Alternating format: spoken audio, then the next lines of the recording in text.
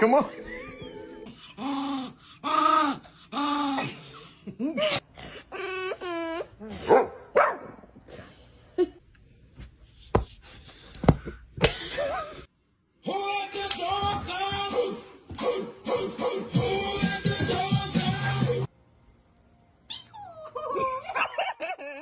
Iverson, did you swear to give up without trying? Why are you sitting on your brother's head?